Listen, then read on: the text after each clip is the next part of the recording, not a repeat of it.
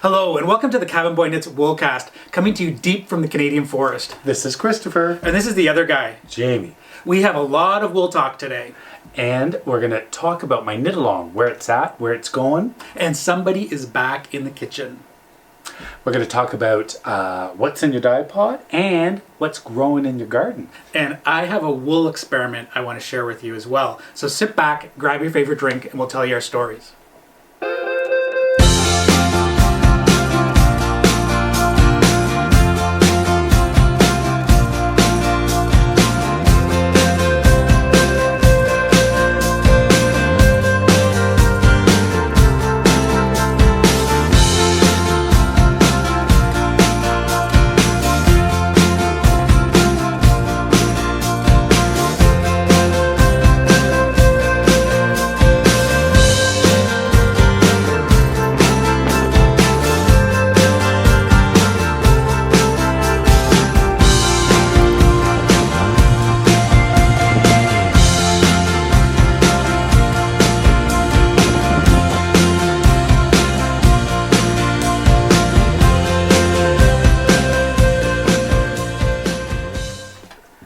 I received email. Okay. A very interesting email from the president of Feedspot. And what is Feedspot? Feedspot is a company and they post top 10s, top 20s, top 60s of various categories. Yes. And so it was to let us know that we were in the top 60 of knitting, crocheting, and sewing YouTube channels. Top 60 as in where? All over the world. Top 60 in the world. Yeah, so the criteria they use, I was just so excited, I didn't even check the criteria. And so after it sunk in, I went and checked the criteria, and they have a number of experts, industry experts that look on it, and they look at all the channels and figure out. Yeah, it was really, really unexpected. And I thought maybe he sent it to the wrong person. So, so I had to go out and check to see if we were there. So who are some of these other people in this category? We're there with some pretty amazing company.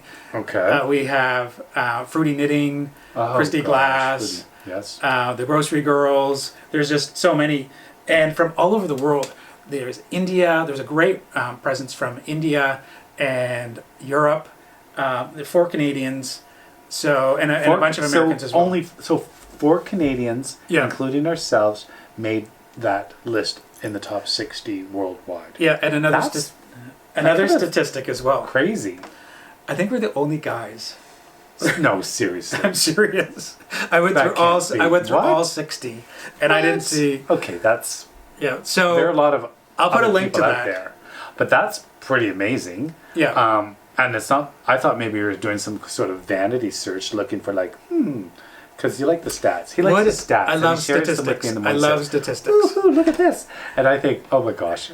Hold on, let's dial it back a second. What is a vanity search, Jamie? I don't know. I wouldn't know. Even when you type in Google, you type in Jamie, go down. Oh gosh, don't even do that. Things come up that. Why would you do that? Well, that's a vanity. You mentioned that's called Google stalking. That's vanity search. That's called Google stalking. No, we're not going there. Anyway, that was great news. So this week. It made my week. You go Cabin Boy Knits, and all these things come up, and it's always interesting. Because of course you're going to do that if you have a blog or a website, or you're going to put that in there and then see what comes up. Yeah. But in this case. He contacted you to let you know that you're part of this list. Yeah, and to test it, you type in top knitting YouTube. And it's the first thing that pops up. Well, maybe some of these, like Christy Glass or the Grocery Girls, maybe some of them aren't aware. Wool and the Gang. Maybe some of them aren't aware that they're... Maybe not. On this. So, and I'm sure they're all watching, so they'll know now. Oh, gosh. They won't know. No one will know. It'll just be our secret. Anyway, it was great. It was fantastic to see that. Wow. Okay, flowers. We have to talk about the flowers on the table. Okay. Well, it is springtime. It is springtime. This is what? This is like The only thing, we did have snow just a few days ago. We did. We had snow. Gosh. It snowed twice last week. Out of blue, but Yeah. it's always expected in Canada. Just when you think it's over, it's never over till it's actually over. Just when you get your shorts out, you get your t-shirts out. Yeah, because we had and the snow 18 comes. degrees. Did it go up to 20 even a couple of days? Yeah, 2 I weeks think so. ago. Yeah. But it's always that. It's a teaser. It's a spring teaser because there's always going to be one more snowfall. And sure enough, out of the blue, they predicted snow, and there it was. We woke up, everything was covered in white, but a little bit of green and yellow and what have you coming out from the ground through the snow. Yeah, so our options today were dandelion, which I didn't want you to pick, so I'm glad you didn't pick those. Periwinkle. We do have dandelion. What are you talking about? What? I didn't see those in there. I said we have dandelion out there and periwinkle. So I thought the purple and the Oh, and there would go is well periwinkle together. in there as well. Yes. Oh, I didn't see that. And what do we have on top? Forsythia. Which is the flower of the tree. Yeah. And it's one of the first to bloom. And if you have people have them in hedges, they're everywhere. They're just a shock full of yellow. And so we do have forsythia. Well, Zan's not doing a very good job of protecting my dandelion patch because I use the dandelions for dyeing. So. I know, and I was thinking dandelions because in our last episode we talked about the dandelion recipe that we got from our wonderful new Yes. friend. Yeah. And it's a 125-year-old recipe for dandelion jelly, which is dandelion jelly / honey. And now that I see dandelions, I'm going to make that.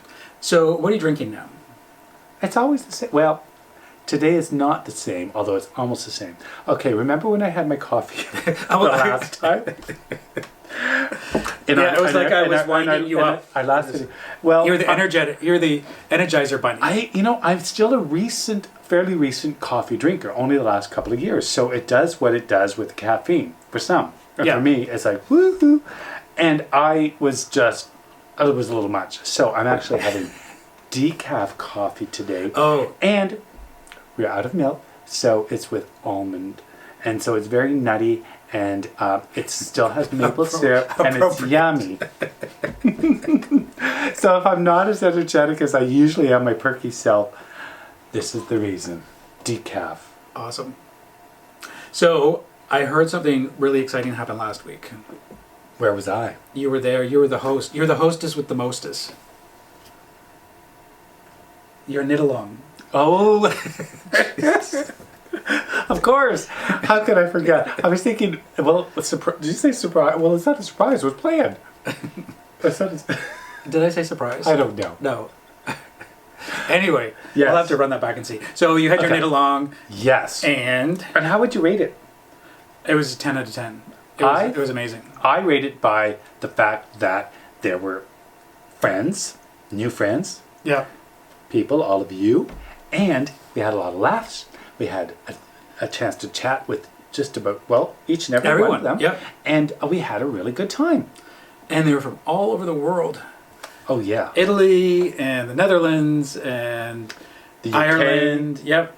Ireland, Alaska, Alaska. Colorado, Yes. Yep. All over the U.S. U.S., All over Canada pretty much as well. Ontario, and our closest. And we did who's from far away and who's near and who's far.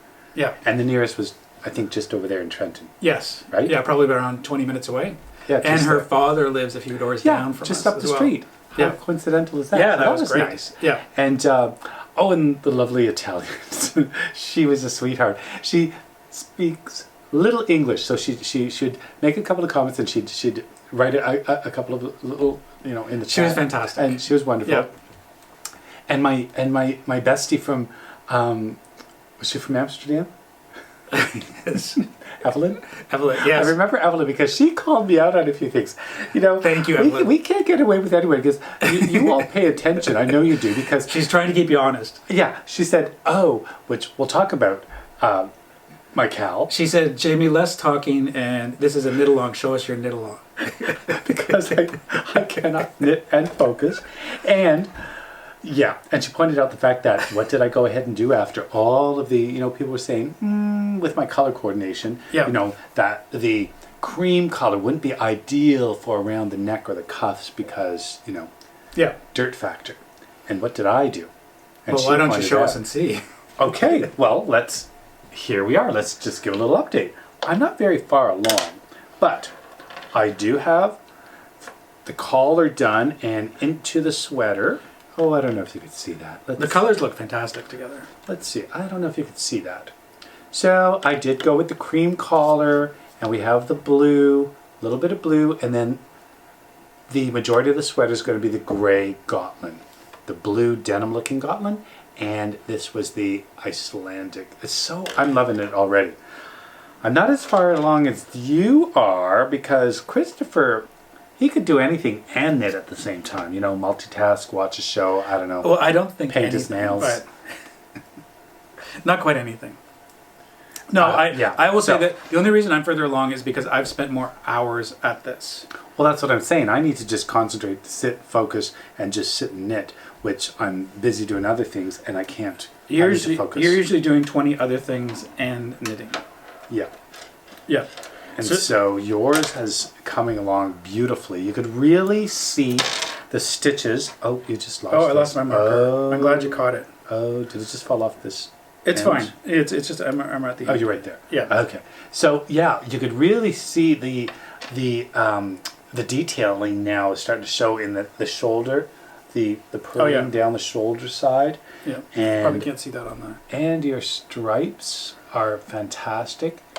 Oh. And you went ahead with, and you chose, what did you end up, you changed your stripe color several times. I did change I was changing it several times. So a couple of things. People have asked, how did I get this color? And this color is actually, I would call it a midnight blue, midnight navy. Beautiful. And so what I did was I took brown yarn, so naturally brown yarn, and then I dyed it in indigo. Okay. And then I wasn't in love with the color, so I put it back in again, and I kept pushing the color to get darker and darker. And so I'm really, really happy with this color. And then I wanted a contrasting color. The pattern doesn't call for, this is the Tin Can Knits Flax. Yes. Doesn't call for stripes, but I wanted to put stripes in it just to add a little bit to the sweater. And so I took a peek at the Massam yarn, and this is BFL, and it was gray base, and I dyed it in Marigold, and I got this color. And we talked about the Massam on a prior episode. We talked about the town, we talked about that wool in depth. And what's gorgeous is that you could see the darkness coming through this navy, and it just looks exactly like a dark denim jean. It's beautiful, and you can see the darkness through. And with the Massam, you can see the darkness of the gray coming through, like underlying dark through the Marigold. So it really blends well. It really draws one another of the colors out. And the other thing is that this was the yarn that I'm using with the this is BFL, and it's a heavier weight. This is an Aran weight, and this is a DK, if that. So what I did was I've been putting both together. So I've been doubling it up.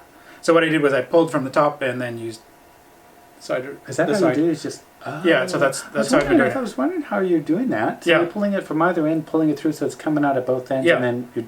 And I thought that you would. It's coming out of both ends. I thought you would clearly see, like it just looks like one. What do you call it? Like one strand. Yeah. It looks and it matches perfectly. The other thing I wanted to point out was just because it is now heavier. This is now heavier than the primary color. Is it? Yeah, you can see that when I'm knitting it, it's not completely flat. So that Well, it's pretty close. Yeah, but I like this. This is a design feature. Well, so yeah, it looks amazing. So I like the way that it popped out. So it's great. I'm really happy with this. So we'll see how it goes. Well, it's going wonderfully. Yeah, maybe I'll just keep it here and have it as yeah, you can really top. see in the light. I don't know if that's picking up that navy, that blue denim look. It's gorgeous. Okay. Oh, that would look good on you, the crop top. I'm just wondering when will I get there? Well, you're the only one who can answer that question. I will get there. Yeah. Yeah. So you just have to keep motoring along, and then there. We're gonna do an official sort of update, aren't we? Are we gonna do another knit along? Yes. We're gonna do another knit along update, and I'm hoping by then I'll have at least double this. I'm sure I will. Well, no, I'm not sure. I'm going to try to have at least double what I have here. So start, because right now it just feels like a very large collar. It doesn't feel so much like a sweater yet. Yeah, but once you start seeing the design come through, you'll be quite excited. See, look at it. I can see, absolutely. I can see the purling here of the shoulder detail. I can't quite see, what do you call this line? The lines that come here. The part that is dividing the shoulders. Yeah. It separates the shoulder from I can't see that. The seam that separates the shoulder from the front and back. But I can say that I'm loving the look of it already. The colors together. Good. So we are going to have a follow-up to the. So that was the knit along kickoff or casting on party. The other guy. For the other guy, yes. And we're going to have a follow-up. And there were a number of people there that were participating in the knit along. There were some that couldn't make it that are in the knit along, and I appreciate you letting us know. That was wonderful.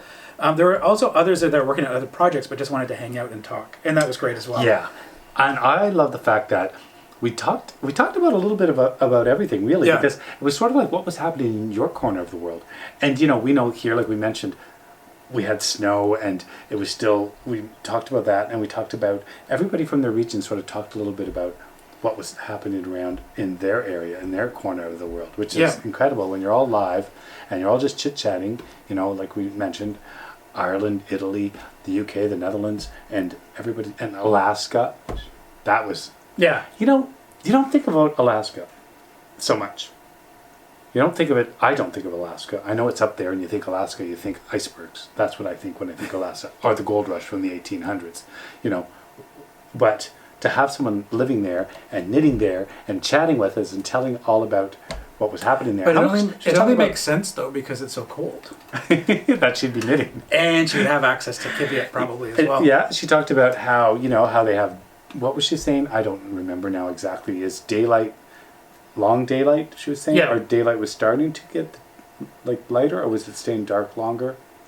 I can't remember where they were in that. Yeah, because where they are so far north, they have extended periods of darkness and twilight, where it's not quite, it's daylight, but it's not sunny bright days. But yeah. Did she mention about jumping in? She mentioned about jumping. We talked about swimming. Who oh my gosh, we were talking about jumping a few into the lake. In the wintertime as well. Yes. So into the that'd be cold. Yeah, but it was wonderful chat and a lot of giggles and very, very nice to chat with people. So stay tuned for that. We will be posting the date. I think it's going to be in probably the first week of May. That will have the progress. Okay. Progress on the Cal. And if you're joining the knit along, hashtag the other guy KAL. We'd love to see your progress. And you don't have to be knitting, you don't have to be knitting this exact pattern, because you could just join us and knit along. Sure. And it doesn't have, because there were some first timers. A couple of first timers, that's right. remember? Yes. First time sweater knitters. Yeah. And the others were knitting this sweater. Yeah. But we did invite anybody, if you're just knitting something else, you could just still knit and chat and come and say hello. Yep. You don't have to be knitting this particular sweater. Yeah. So I think what I'm going to do is I'm going to play a more active role in the next one. How's Because that? I sat back and didn't really say much, but you didn't get any knitting done. So so for you, so I'll talk a little bit more in the next one so that you can get your knitting done. How can I get knitting done when I'm talking? That's right. Because remember we had that conversation. If I sit on my hands. Yeah. I really don't talk a whole lot. And I'm pretty sure that I almost lost my eye twice with your hands flying. Anyway, we've got some good news this week. What's the good news? Jamie has re-entered the kitchen. Oh, is that good news? That's great news. It's not like it was It's great news for me. It's fantastic news. Yeah. So, should we take a look? Okay. Oh, that's right. So, let's have a look. It's a surprise.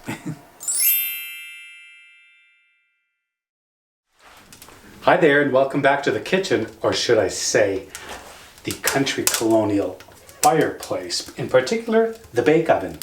Now, I did bake once before. You may recall I tried a cornbread, and it turned out beautifully. Now, let me explain a little bit about this oven. So, it's called the Beehive Oven, and I started a fire just a little while ago. Whoa, there it is, quite warm. Now, what we're going to do is heat that oven to Well, a warm temperature. And how it works is the bricks inside are shaped like a beehive, sort of rounded. They're going to retain the heat. Once this fire dies down, just with the hot coals alone, it's going to be hot enough to bake. So today I'm going to attempt to bake a country bread. It's pain de campagne, which is an old recipe from the Northwest Company, and I'm going to try to reproduce that exact bread, but bake it as they did then in this colonial era 1800s oven.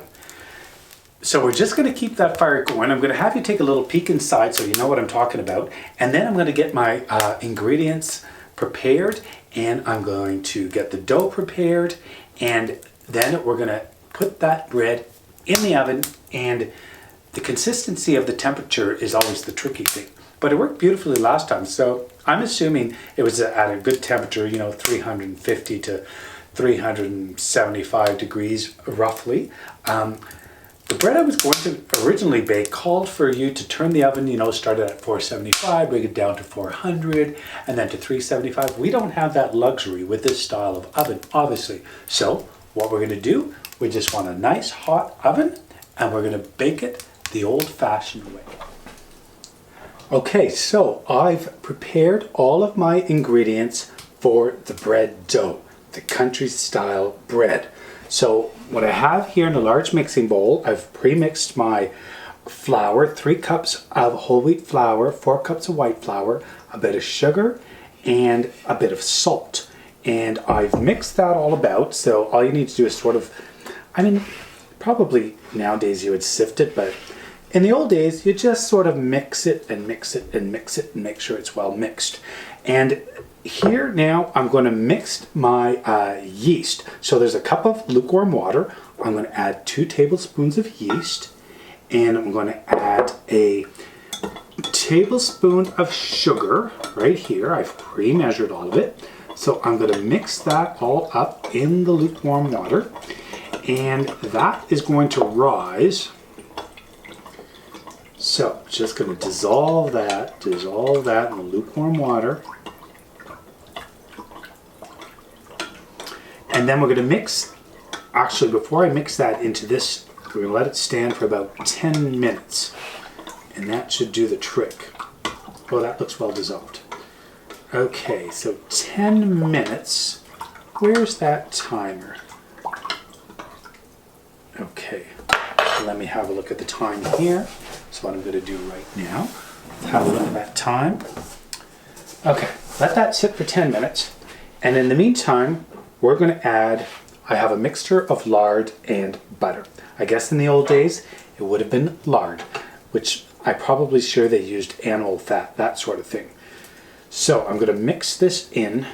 They say rub it into the flour. But what I've learned is you sort of just turn it into, you just sort of spread it and turn it into a bit of a cornmeal. Now the trick is with any dough, now bread dough I'm not sure exactly, but any other dough I've made in the past, is you don't want it to be, depending on what you're making exactly, you could have a real flakiness. For a pie crust, you would actually leave a bunch of about walnut-sized chunks, and that, for that reason, is as it bakes, it aerates, and you could get that nice rising pastry. But in this case, I think you just want to mix it all in, like a what do you call that? Like a meal, like piecemeal. And that's what I'm going to do. I'm just going to mix it all in there. Now, 10 minutes for that to rise. I'm going to keep on mixing this in. As I mentioned, just mix in that lard with your hands. So, after 10 minutes, I will be back. And we're going to mix this yeast mixture into the dry ingredients. Then we're going to add another 2 cups of lukewarm water. Then I'm going to knead the dough and then let it rise till it doubles in size. So, let's wait. We still got several minutes to go. I'm going to go check on the fire because that oven, remember, is still heating and warming, and I just want to keep it as hot as possible until I'm ready to put the bread in. And today we're going to use I'm going to experiment because I got this brand new cast iron pan that we're going to use for a bread loaf, and then just your traditional bread tin. Now, in the back of my thoughts, I thought, in that colonial oven, when you see them just put it in on a board and they probably just slide it right into that stone oven. But what's going to happen is when all of the coals are down to next to nothing, we rake those coals out of the oven and just give it a quick sweeping to clean that stone, the stone base of the oven. But there's still going to be a bit of ash and that sort of thing. So I'm going to do it in the pans, which I did with the cornbread, and it worked out just well. So we'll see. I'm going to check on the fire, wait till this rises, and I'll be back.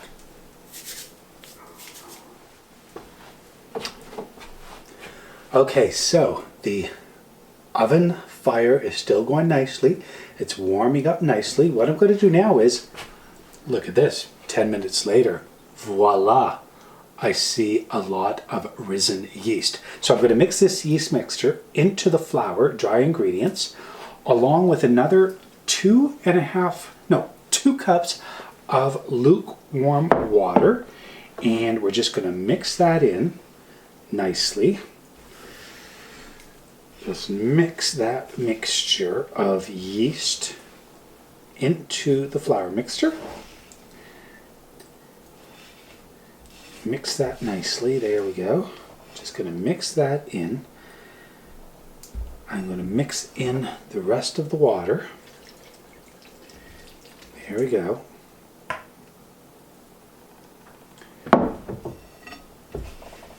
Keep on mixing that.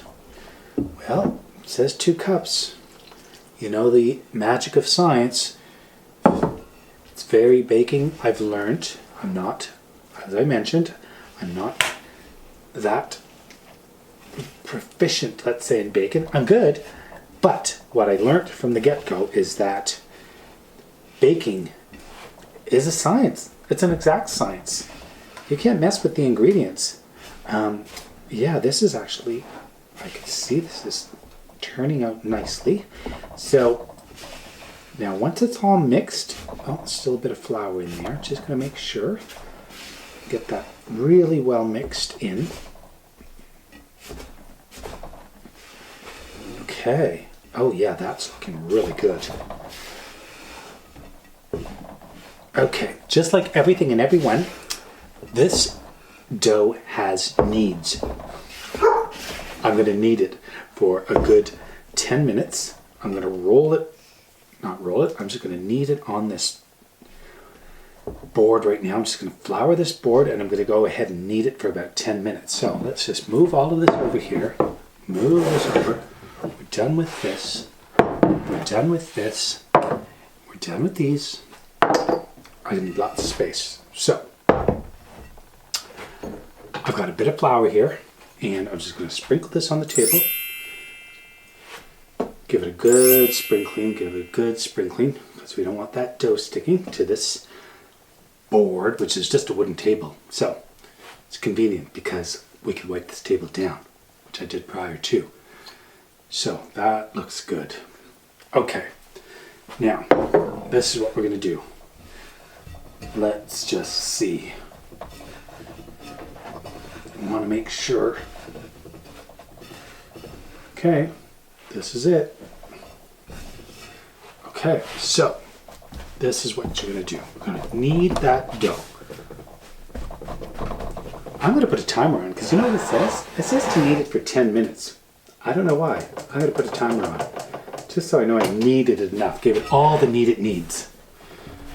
Oh gosh, that's good. Yes, that is very good. Oh yes.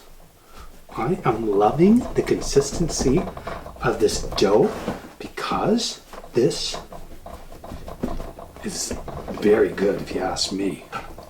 Put a bit more flour here because it's getting a little sticky. I don't want it sticking.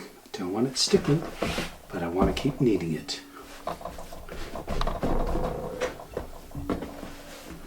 Just roll that around. You know what you learn is kind of interesting, because the opposite of when you're making a really good pastry and a really good pastry for pies is you want to you actually want to play with it the least amount of time possible. You just roll that pie crust dough together and you give it a minimal amount of work. If you overwork it, you get a very tough pie crust. In this case, you work the heck out of this dough because I guess you just, I don't know why. It just says to knead it. So I'm gonna keep kneading this for, several more minutes, and then we're gonna let it rise. Okay, I think that's about right. So now what we're gonna do, I'm going to place it in this bowl. I'm gonna place it in this bowl and cover it for a bit, and we're going to let it rise to double its size. Just gonna let it sit there and let it double in size, come back, split it into 2 loaves, then we're gonna put it in the pan and let it rise a little longer in the pans just before we place it into the oven. So we're just gonna let it sit here and let it rise, let it rise. I'll be back. Okay, so we're gonna uncover the dough, and I could tell already that it has risen and hopefully, yes, double its size. What we're gonna do with this dough is now split it in 2, form it and shape it into the shape to fit into both of these pans, and then we're gonna stick them in the oven. The oven over there is still going, still warm. The coals are just embers now. So what I'm gonna do with this, oh yes, that's a beautiful dough. So I'm going to split this in half. Wow, okay. Let's do that. And I'm going to shape it. Let's move the knife, shall we? Well, that looks like a loaf to me. Oh my gosh. Okay. Yeah. I think that's good. Pan number 1. Ooh la la. Cast iron pan. Let's shape that. Now, is that to puncture it? I don't know. I don't know how that works. You're supposed to puncture it and then make it rise again? I'm not sure. I'm gonna do that. Puncture it. Let out some of those gases, I think. Put this in this pan. It says to let rise again for a second time, but I've been reading other recipes where you just split it and you put it in the pan and it's ready to go. And I think that's what I'm going to do. You know what I'm going to do as well? I think I'm going to brush on a tiny bit of butter on the top to get a nice crisp coating. And then we're going to have to shovel out the coals from that oven, get rid of the hot coals in the oven, and then put these in the oven. I'm going to cover them for now, and I'm going to head over to that oven. I'm going to butter these, and I'm going to get the oven ready to put the bread in the oven. Okay. Okay, so let's see. I'm going to just brush on, it's just a tiny bit of butter on top. I want to give it a nice golden glaze. Now, typically, I would say, recipe doesn't call for it, but I say crispy golden is what's going to happen after I do this.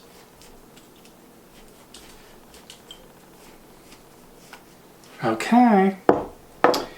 I'm going to take them over to the oven, but before I do that, I'm going to remove the coals and we'll see you at the oven. Okay, so what I need to do now is, you see the burning embers, there's a hatch down in the bottom of this oven, and I'm going to lift that hatch, I'm going to rake the coals out of the oven, and I'm going to get the bread in the oven. So,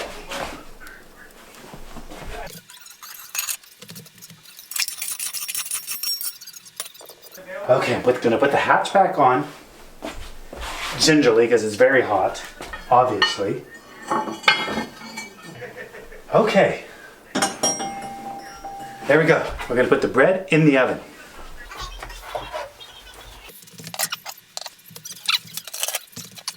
And I'm gonna put that smoke out. Gonna put the timer on and bake that bread for about 35 to 40 minutes. And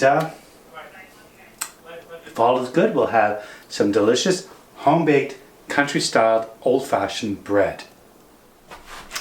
Okay, so it's been 40 minutes. The timer went off. We're gonna have a little look-see in the oven. I'm very excited.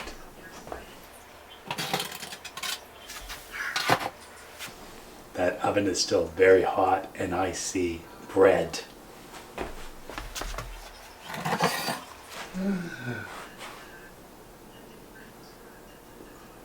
I don't even know what to say. It looks like bread to me. I'm gonna put this one down and grab the second one.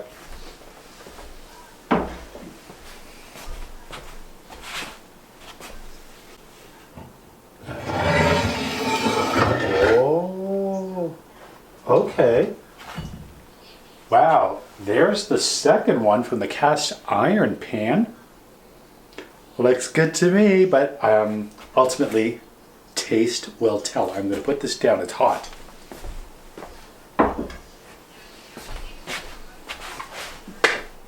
Okay, I just am so excited to try that bread. Thank you for joining me. I'm going to slice that up as soon as maybe let it cool a little bit and have a slice with some butter with Christopher, and we'll give you the result of the taste test. I'm very excited, and yeah, just like the old days, old-fashioned country-style bread in the beehive oven. Christopher, What have you been up to? we got bread. It smells good. So, I think we should try it. It's still warm. Okay, do you want to do the honor? Well, Sure. okay, I'll do the honors. I'm thinking I want that one. Yeah, I'm thinking the same thing. It has a couple of holes in it. I don't know. Okay, here's a plate. Thank you. Let's do this. Here, let's move this back. Move this over. How are you going to cut it? I'm cutting it on this board. Okay. Under this. Okay. Taster's test. Are you going to have the end or are you going to have a non-end or both? Oh, I don't know. See how it goes. A little slice for you. Okay, it's slicing nicely. Yep. Would you like an end? Which would you prefer? You don't have to have the end. I'll have both. Oh gosh. No, I'll just have a regular piece. Okay. I'll have the end. It smells really good. Well, it's the smallest. Yeah, it does. Hmm. Thank you. Oh, wow. It's still warm. Oh, it's okay. Well, it's got the consistency of bread. It smells fantastic. Butter. You go ahead. Butter. Is the butter nice? Looks like the right hand of a hockey stick. Right-handed hockey stick. I don't know if I could wait. Go ahead. No, I'm going to wait for you. I'm amazed at that oven. I'm sorry. It's only the second time we use it, the Beehive Colonial Oven. And I just, it's incredible how, well, it works just as it said it should. The bricks heat up. They retain the bricks retain the heat in there. And once you rake away the coals, of course you have the fire going for a couple of hours. I don't even know how long it would take to actually heat up, but a couple of hours while it's preparing. Cheers. And put the bread in, and you actually have bread like they would in the 1800s. Let's hope it Ready? doesn't taste like it's from 1800s. So, It's delicious.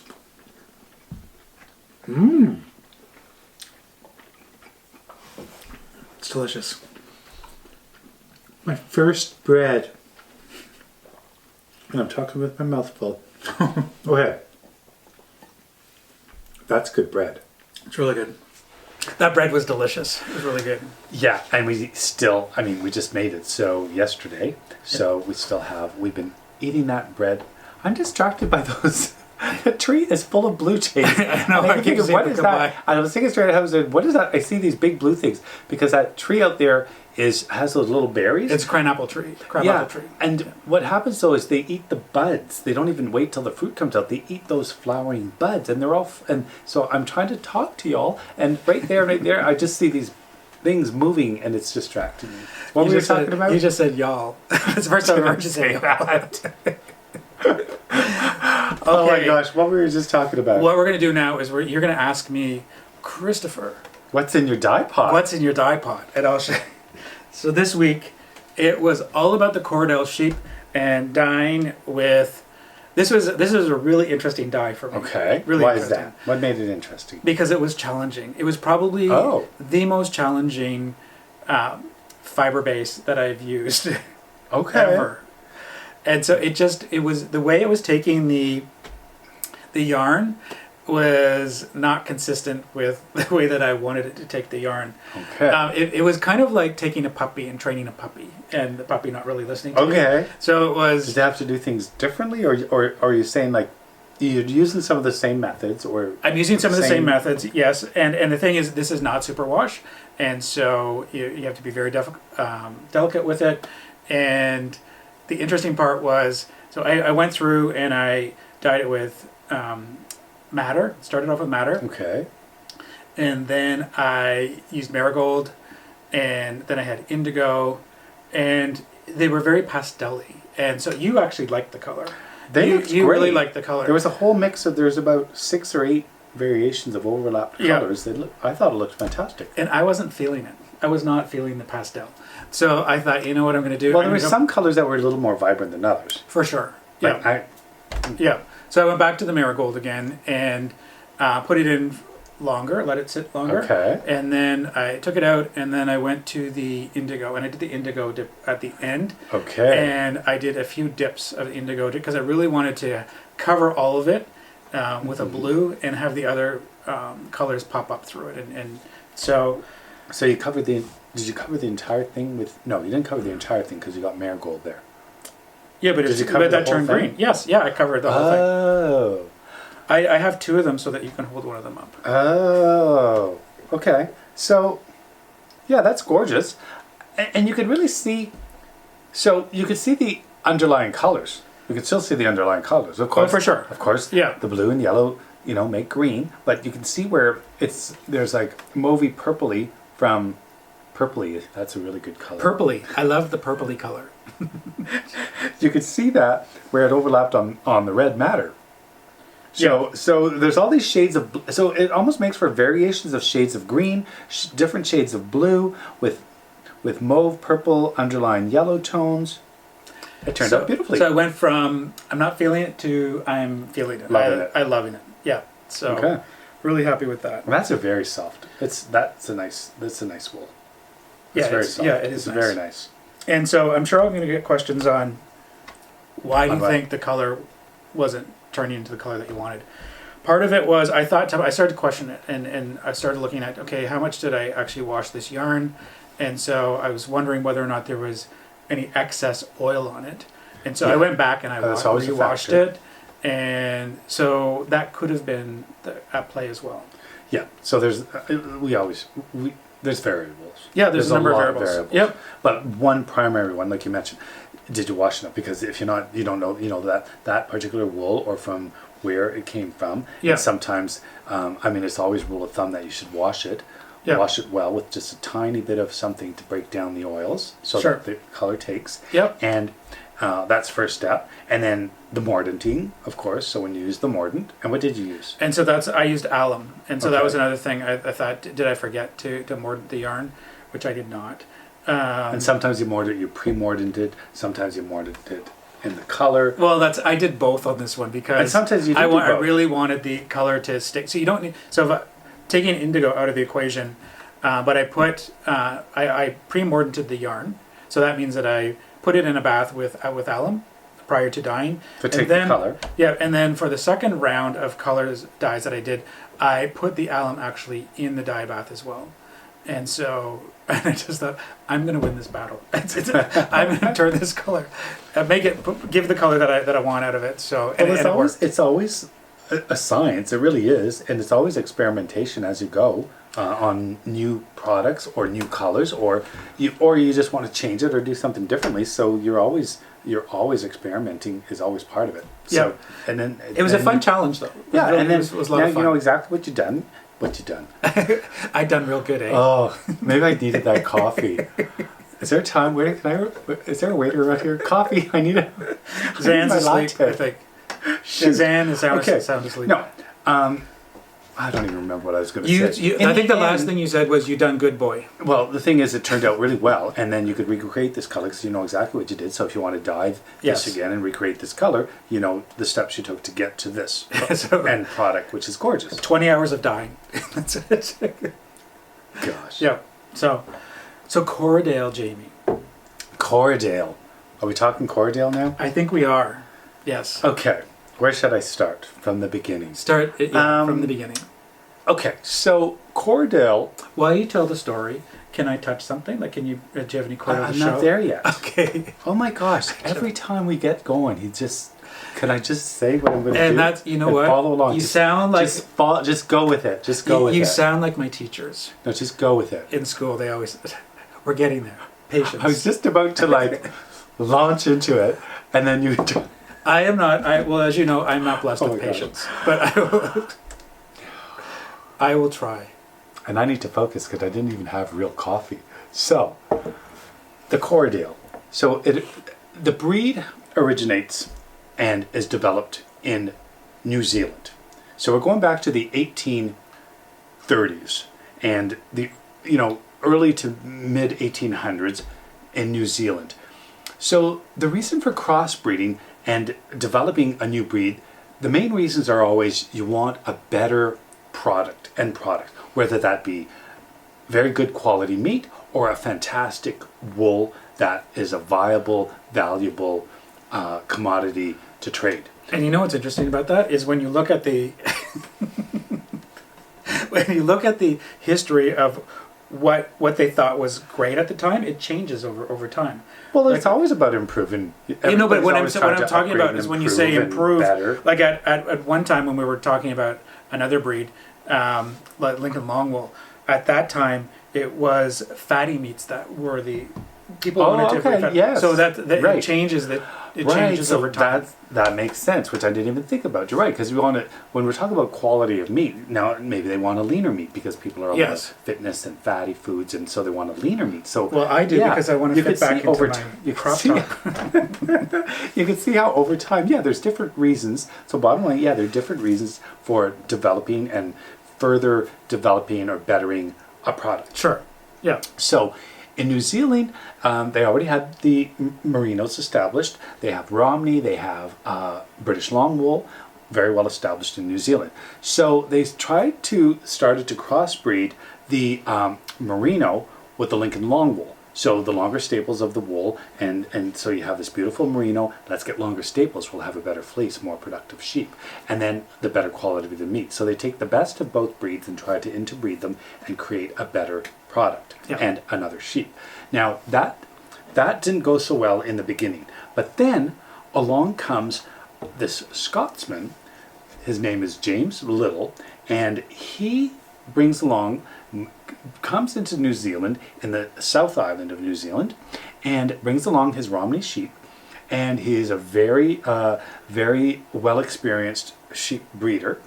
And the area of in the South Island where he was is very arid, very dry. There's not a whole lot of rainfall. So I mentioned the Merino being established and the Romney and the British Longwool sheep breeds. Now, the Merino don't need a whole lot of pastures and lush pastures. There, if it's sparsely, vegetation and some areas are dry, they are well suited for that sort of area and landscape. Whereas the Longwools, the British Longwools, they need a very lush green pastures, so more rainfall, so they do well in those areas. So in this dry, arid area, this James Little wanted to, and this what they wanted to do, is try to breed a sheep that was a little more adaptable and well suited for the landscape and the environment, Makes sense. Yep. which there is very little rainfall there. So he had first bred his Romney with the Merino. And that wasn't working out so well, because they want to establish a breed that is very uniform and consistent, and the offspring, this consistency of the breed, Sure. not so successful. But then he knew that they had experimented with the Merino and the Lincoln Longwool, so he went ahead with the Merino and the Lincoln Longwool and interbred them, and was quite successful. And then, with selective breed and so forth and so on, he then developed this breed. And the two large areas of land where he landed, where he ended up, one was called Corriedale, and one was called Balruddery. I'm not sure the name exactly, but one of them was Corriedale, and that's where the name comes from. So then, this was now by 1906, the New Zealand Sheep Breeders Association recognizes the Corriedale as a new breed, and also the name Corriedale by 1911 is recognized as the breed, and it's very well established. Right. Now, it wasn't too long after that where now you have this breed of sheep that's very well suited for that environment.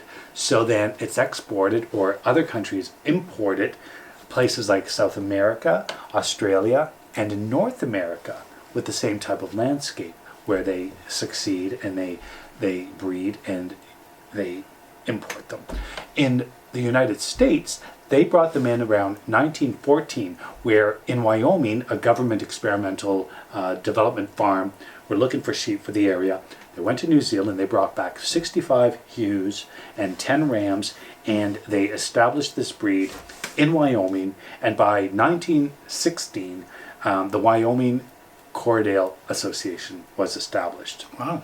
And today, Corriedale, of course, is well known worldwide, and it's ranked second in numbers across the globe, with over 100 million sheep worldwide. And they're known for their quality heavy fleece and their quality meat.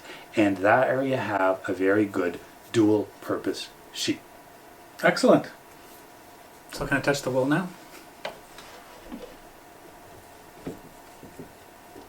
And here we have it. So here we have the Merino, which we've talked about. So yes. They took the This Merino. is from the breed study. They took the Merino, and they took this Lincoln long wool, because it has the long staples, and it's a very super soft wool. It's gorgeous. And when we talk about the economy of New Zealand, they had a well-established trade with the United Kingdom in the day, early on.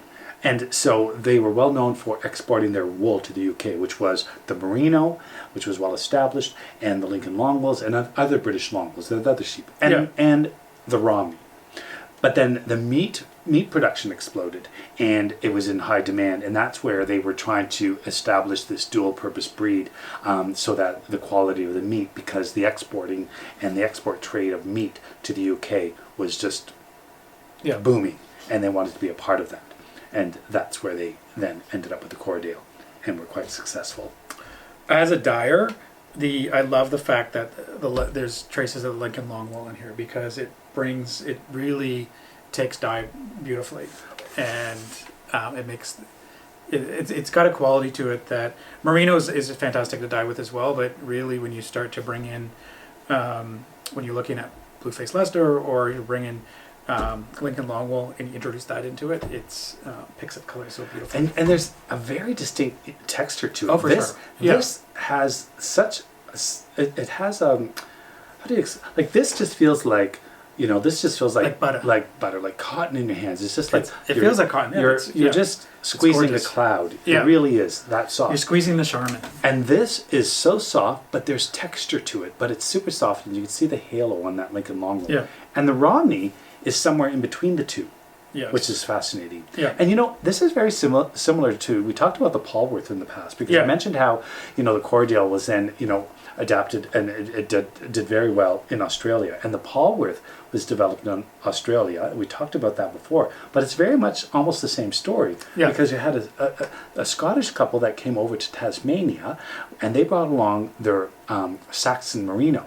And the Saxon Merino were the pre sort of Merino prior to the Merino that came from Spain and then was developed further. Like it was very much purified by the British, the Spanish royals. But the Saxon sheep is the Saxon Merino is a very old, and they came into Australia, and that was bred with the Lincoln long wool and then developed into the Polwood. Right. And here you have another Scotsman coming to New Zealand, bringing along his expertise, and they developed along with the British long wool. Awesome. And then you had the Corriedale. Great. That's it. That's all you have to say. Okay then. And No, done. no, that's really interesting. And the Scots also played a role in Canada as well. They did. In Tell us about bringing that. sheep across the country. It wasn't just exclusively the Scots, but they did play a part in that as well. Okay. So, He had to mention that because of his Scottish well, background. Walker is Scottish. So All I know is there are a lot of Walker cookies have come through that front door. they have, yes. Those Walker tins of cookies. The Walkertons. The Walker tins. Well, actually, when I was in university, there was in the town, the university town, there is a section. So I went to school in Windsor. Yes. And I know that, but they don't. Yes. You don't tell me. Yeah. Well, sometimes you forget. Anyway, in Windsor, there's Walkerton or Walkerville, and so Walkerville. if I would catch a cab at the train station or at the bus station, you always you had to give your last name, I think, and so they always thought that I was part of the Walkers. So yeah, The Walkers of Walkerville. The Walkers of Walkerville, which is Johnny Walker. Oh. Yes. Is that what? Okay. Yeah. And there was a town of Walkerton as well in southern Ontario. Yes. But Walkerville. But that had a bad. So Walkerville is the Walkers. There was a big processing plant A for distillery? distillery, not processing, distillery. Johnny Walker. Yeah. I didn't know that. Yes. Well, I know Johnny Walker. That must be I've why I tasted like Johnny Walker. Scotch. Oh, that was like the story of the Johnny Walker, because you do enjoy your Johnny Walker. And is that where I was going to? I was looking for some cooking Scotch, because this recipe called for a little Scotch. As one does in cooking. Yes. And I thought, oh, here's something. Oh, I could cook. I'm sure I could cook with that. This is Johnny Walker Blue. And I'm like, whatever. Johnny Walker Blue. I bought that. There's Johnny Walker Red, Johnny Walker, what else? There's red. Gold, black. But the Johnny Walker Blue is Expensive. the premium Johnny Walker. It's like, no, not the Johnny Walker Blue. It's like, no, I didn't use the Johnny Walker Blue in my recipe. I used that other one. Do you not see? I put marks on it. Black magic marker. For those who have children, the old days. See, he's Yes, reliving. for those he's of you who reliving have his children. past. He's reliving his past, because I'm sure at the liquor cabinet in the homestead, it's like, where the parents marked, back home, they marked those liquor bottles. But all you had to do was, it was vodka or a clear product. You just topped it up with a little water. That's what my best friend, my bestie Sue, would do. She told me, she'd just like, let's just have a little, We all did that, I think. have a little sneaky. So the bottom line is there's Walkers all over the place. And they're mostly Scottish descendants, I would assume. Pretty much like so. the Scottish sheep breeders from around the world. Yeah. Yeah. And you do have a kilt. I have a few kilts. I think I have 3. I met you when you wore a kilt. Did you? Not on the first time we met, but the second time. Oh, did you? No, you did. I met me? I don't understand what you're saying. You were wearing a kilt. I'm trying to remember that, though. I don't remember that. Where was I? Remember. I was wearing a kilt. I was in Pembroke and I came home for the week back from the weekend. Yes. It's all coming back. Yeah, it's all coming back to me. It's so long ago. So long ago. Ages ago. ago. And ages. Ages ago when we I was were a youngster. Young. Oh my goodness. I get it. I remember things. Okay. What's with your thumbs? They're not green yet. That's because, well, tell me about your garden. No, how does it go? Mary, quick and contrary. How does your garden grow? Well, and Mary's going to answer, not yet. So in the garden, what's in my garden? Nothing. Nothing yet. However, I have seeds, and I'm really, really excited about these seeds. Okay. Well, there are things coming up in the garden, as per usual. Oh, yeah. We don't quite know what they are. A lot of weeds, but... I have a plan. That's the most important thing, though. I have a plan. Okay, and I did ask about, in the front garden where last year, for the first time, we planted those amazing sunflowers. They weren't as gigantic as I was hoping, even though they were called gigantic, but would they already, if there were leftover seeds or seeds that have fallen, would they already be sprouting? Because there are things growing there that I haven't seen before, and you know that they're planted because of the way they're growing, where the So they're not flowers weeds. No, there's something. Oh, well, we'll find out in a few weeks. We will. Yeah. Okay, so let's talk about the seeds. I'm really excited about this. And where did you get these seeds? These seeds are from Grand Prismatic Seed Company. I think you got mail. Out of Utah. And they came in the mail. They came in the mail, and it is James and Guy who James own and it. Guy. I'm saying it's Guy because I don't think he's French Canadian, so I don't think it's Guy. Okay. So Guy. my bet is that it's Guy. Like Guy Lombardo. Guy Lombardo, yes, or Guy Fawkes. I don't know Guy Fawkes. Who's that? Well, that's because you grew up in the French Who's Guy Canadian Fawkes? system. Is that a character? He's famous. Okay, so let's talk about back to the seeds. James this and Guy have a fantastic site, and I do want to read something to you from their site. Okay. So on their site, and they have a fantastic website, and their photos are beautiful, and they have fantastic seeds, especially for dyers. So I was super excited when I saw this. So it says, our seeds are happy, no GMO, untreated, patent-free, and Cutie Patooti certified. Sign me up. Okay. So, do they have a stamp that says Cutie Patooti? I think it's. I'd love to know how you become Cutie Patooti certified. How they gauge that? Yes. Yeah. How do they develop that Cutie Patootiness content to Well, see? looking at them on Instagram, it definitely makes sense. They're okay to look at. The photos are beautiful. I will put a link so everybody can check it out as well. Okay, so all the way from Utah. Oh, and I would say that James is into, I might get this mixed up, but one of them is very much into natural dye plants. Okay. And the other is into the medicinal qualities of the plants as well. Oh, very good. And you think of Utah, things grow there. Obviously. Yeah, yes, they do. Enough to have a company that sells seeds. Does Utah have a desert? Salt Lake City, Utah. They're actually in the. I think they're just before the mountains there. Is it around there. like a valley? I think so. They're Valley Boys. Yeah. Okay, let's get going. So I want to play a game with you. Oh gosh, here we go. So you have to guess the color. Guess the color. Yeah, of what these seeds will make when they grow into How flowers. am I going to imagine that?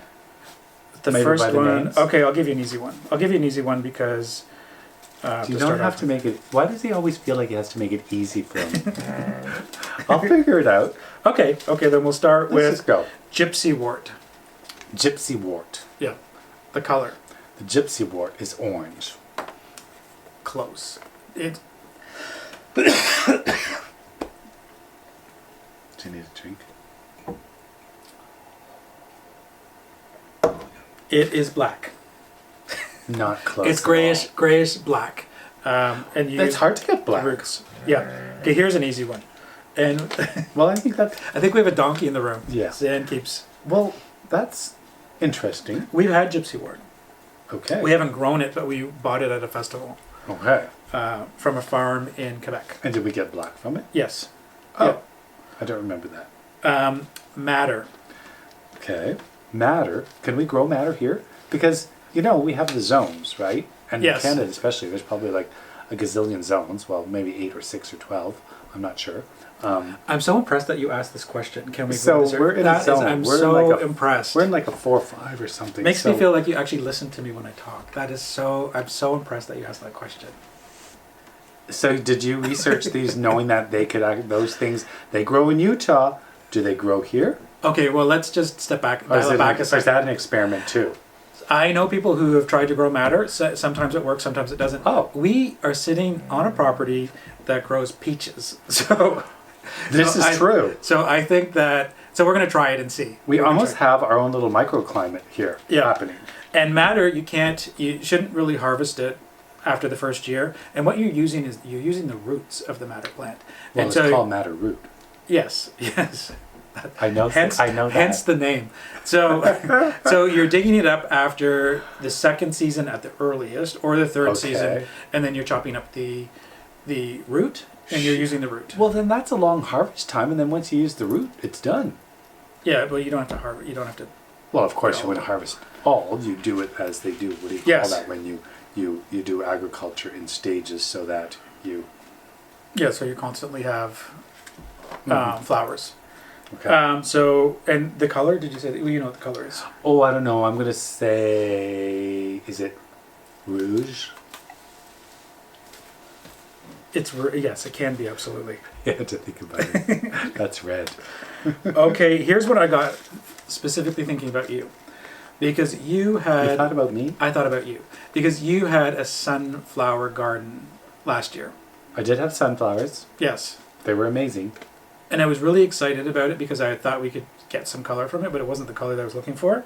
Oh. So this one is the Hoppy Black Dye Sunflower. Well, so what color do you think you get from that? Black. Yes. That one was easy. Okay, blackish gray. It's gray. It's really gray, and it's really nice. What part of the plant do you use? You use the flower head, the big thing. I don't know. I'll have to research that because I've never dyed with this before. Could we have possibly dyed with those sunflowers that we had? Well, we tried it and it didn't work. Did you try? Yeah. I don't remember that. Yeah. Okay. Yeah. So I will be doing research on that, and I'm going to be. So if these grow, well, when they grow, when James, we will James record and the other guy know. James and Guy. James and Guy, yes, and it's on their website. I just can't remember offhand. We'll just ask. We'll just, hey, yo, Jim. We talked about Guy. Let us know. How do we make these seeds happen and create a color of our, what it should do, what it does. Murasaki. What is that? I say it gives you. It's going to give you something along the violet blue. Oh wow, you're really close. Purple. Well, that is violet. It's purple. Yeah, it's fantastic. I just felt because you know why I thought so. Well, it's just the way my mind works. Never mind. Here's another beautiful plant or flower, cosmos. I've got two of them. I have the ladybird cosmos and the ladybird dwarf cosmo and the tango cosmo. Okay, so I'm going to say you're going to get a yellowy orange. And I'm going to say you're correct. That's what it is. Yeah, orangey yellow. Okay, then what's the difference between the two? Do you know? Yeah, one of them is a dwarf and the other one's not. But as far as color, orange, the tango I think is really orange. So we'll have to see when we grow it. See, and I was thinking tango. For some reason, I was thinking tangerine. That's why I said that. Yeah. See the way I sort of kind of go. Okay, the last one's a trick question. Oh gosh. Soapwort. Soapwort. Think about the name. Soapwort. I don't know. Is it like mudwort or any other wort where you get a brown? I'll give you a hint. You dye it not for the color. I mean, you grow it not for the color. Well, that's a trick question because it's not a color. It's medicinal. It may be, but you can make soap with it. The reason that we're using it or growing it is because you can wash your wool with it. You can wash it beforehand and afterwards. Wow, it's similar to ivy. You can use ivy in the same way. So, I didn't know that. So that's exciting. I'm really excited about trying that. That'll be neat. Yeah. I'm interested to see what if there would be a scent from that. Is that the reason you use it because there is a scent associated with it, as well as cleaning properties? What would the scent be? Wort? What's the first part? Soap. It's going to smell soapy. Well, we'll have to tell you. We'll have to see after it grows. But I'm really excited about that. Okay. So I am reconstructing the garden. And we have one big garden. We've got some small gardens. Oh, so I'm going to be chopping it up into 3, the large one, and raising it slightly, and we'll have specific flowers in each. Because today it's the mint has taken over everything. Yes, and so I'm stripping all of that out. As soon as someone saw that, they said, you realize the mint will take over and just spread, and we didn't have it sort of divided. Yeah. Where a lot of raised gardens, divide them with, make wood boxes or sectional it off so that things don't overlap and get out of control. Yes. Yep. So we'll work on that. We're going to work on that. So we'll let you know how that goes, and we'll film it, I think. Okay. When you're digging up the garden. I'm digging. I'll be doing the digging. He'll be... and I'll be... No, I actually like digging. There's a satisfaction there. He'll be digging it. Okay. He'll be digging it. Oh my gosh, another dad joke. Okay, so let's get into, speaking of digging, that leads us into the wool experiment that we have. How's that digging have to do with that experiment? You're going to find out. So this is also, this falls under multiple headings. One of them is finished object. Well, it's a work in progress and a finished object. So the finished object is the swatch. Okay. 2 swatches. Swatches. And the work in progress is this is part of the experiment. So I was listening to a podcast, and it was a wool podcast, and there were women in Australia, and they were copying an experiment that the Campaign for Wool did. I think last year or 2 years ago. And what's the campaign? So Prince Charles is the head of the Campaign for Wool, and it was really to promote the wool industry and bring interest back into wool. And there are chapters all over the world, and Canada has a chapter as well. Okay. And if you've been watching our interviews, we are going to be interviewing the CEO of the Campaign for Wool Canada in a few weeks. Oh, we are? We are. So I'm really excited about that. So he's the CEO of the Campaign for Wool. Okay. So, super excited. Anyway, back to the experiment. So Prince Charles and his Campaign for Wool, they wanted to see the environmental impact of wool. Because when you think about wool, it comes off the sheep, and then the wool is processed, and then it's made into a garment, and then after the garment's gone, it can decompose, go back into the soil, and then it enriches the soil, and the grass grows from the soil, and the sheep eat the grass, and while the sheep are eating the grass, their wool grows, or their fiber grows, and then it's a big cycle. So I wanted to test this theory, and so I have this 100% wool. Okay. We are going to bury this wool into the ground with this swatch, which is 100% acrylic. Okay. And we're going to natural wool. Yeah. And a man-made fiber. Correct. Yes. Aha, I know where this is going. So we're going to test this and see after 4 months what the swatches look like. 4 months? Yeah. That's not a lot, is it? They're not... is everyone going to remember what we were talking about in 4 months? Of course, of course. Well, we'll bring it up. We will bring it up. So I'll be digging a hole. That's where the digging comes in. He'll be digging a hole. And then I will be putting the swatches in. We'll be covering it up, and then we'll come back in 4 months, and we'll see what happens. Okay. And that's the experiment. And we won't tell them the results, because if Prince Charles was part of this, and you mentioned these people in Australia? Yeah. So the women they did it for 6 months in Australia. So we're going to recreate that experiment. We are going to recreate see what the results are. Yes. And Prince Charles actually did some of the digging. So that means that there's no excuse for you not to do any of the digging. Right. Okay. If Prince Charles can do it, we can do it.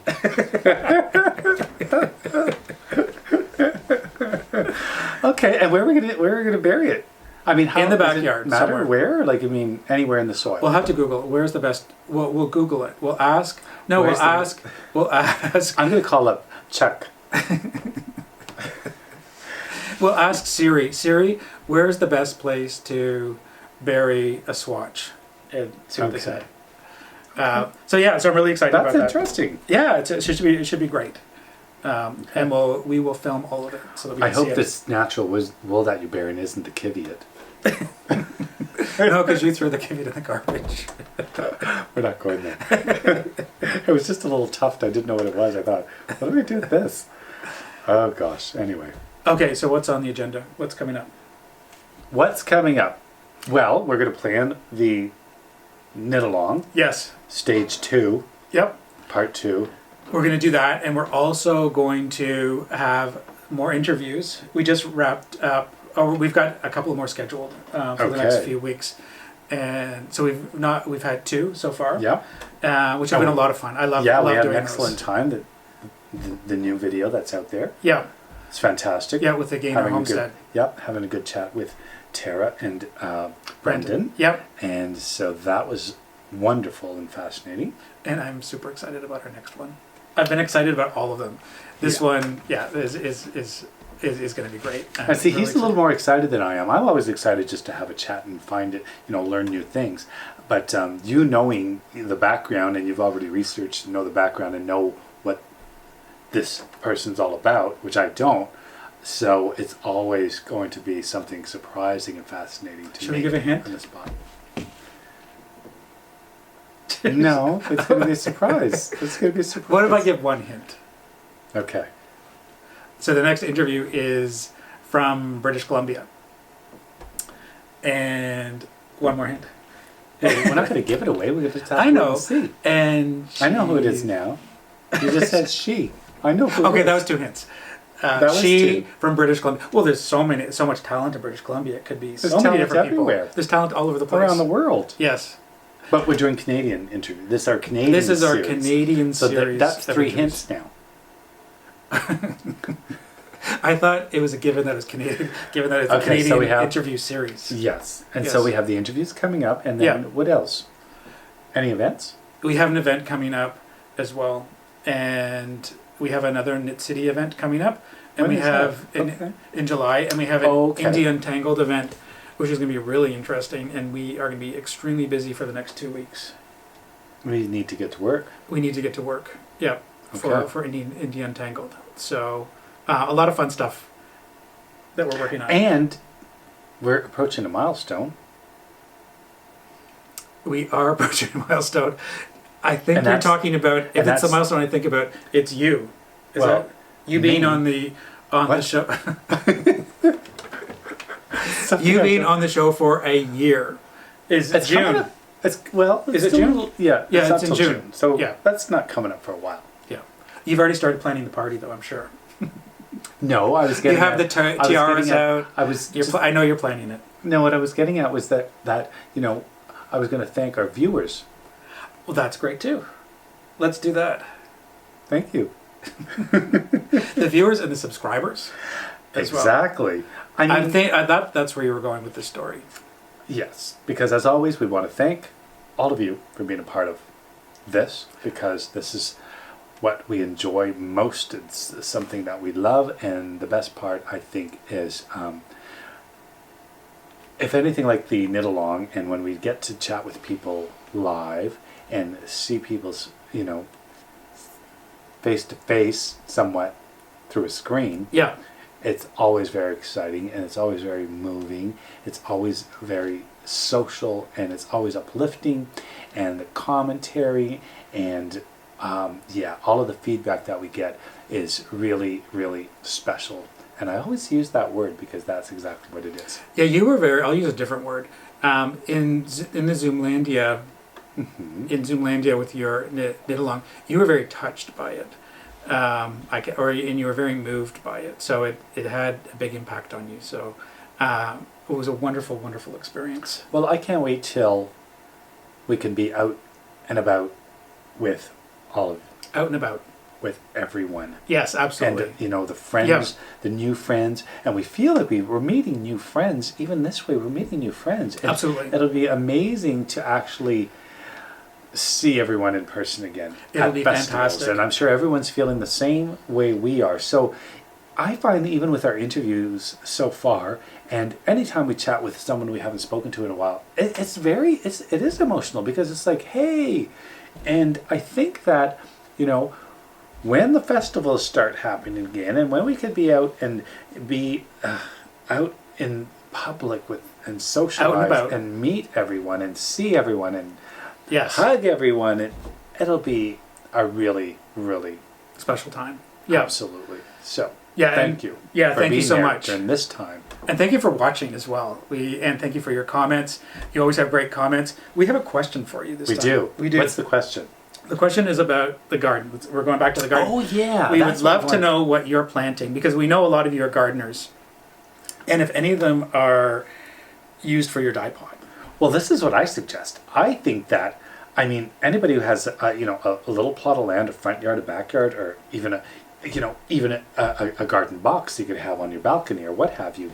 What would be interesting is, they could pick and choose maybe one plant or flower that grows in their area. Yeah. And you may not be a natural dyer, but you're all knitters. You all have yarn. You all have, natural colored fiber. Wouldn't it be interesting if you choose a flower or a plant, just grow a pot of it and follow along, or find, I'm sure you've dyed with just about everything. Yes. Or do a little research and take that flower and maybe just dye a skein or two. It's not difficult. You just need a pot, water, a little alum, what have you. And that would be interesting if some of you plant a dye plant. Yeah, just that'd be one. awesome. Yep. And maybe experiment. And if you have any questions about it and which ones to dye with, yes, you know where to find us. I'm happy to answer your questions on that. But really, you can do. You can find it anywhere. We have dandelions, grass. I haven't dyed with grass yet. You can dye with grass. You can dye with everything. But if you grow something, there's so many different bark and plants trees that you can use. But I'm thinking because it's gardening season. Yes. People are going to start gardening. Well, in our part of the world. Yes, that's right. It's winter. You have to think about that. I think that we are not the world. Yeah. It's winter elsewhere. James has just thrown something up the screen now. I know, because it's winter in other parts of the world. Well, what I'm saying is, in our part of the world, because spring is here, people are going to be out in their gardens, and they already have been, or they have been for weeks. Why not experiment, throw in a dye plant, do a little research, and then maybe do a little experiment. Yeah, that sounds great. So we want let us know. We want to thank you for watching this episode. We always love making these episodes, and we love reading your comments as well. And again, if you have any questions, about your dye garden or what to plant, just give us a holler. And we'd love to see you also at the knit along, the other guy knit along. It was a great turnout last time. So wonderful to see, put a face to the name, and can't wait for the next one. I look forward to seeing some of the same and more, and new friends join us. Absolutely. So thank you. Yeah, take care, everyone. Bye-bye. Bye for now. Bye-bye. I'm doing the Wool Eco Challenge. What I'm going to be doing is I've got wool here. I've got a swatch of wool and a swatch of acrylic. And I'm going to be burying it, and we're going to check it in 4 months and see what happens.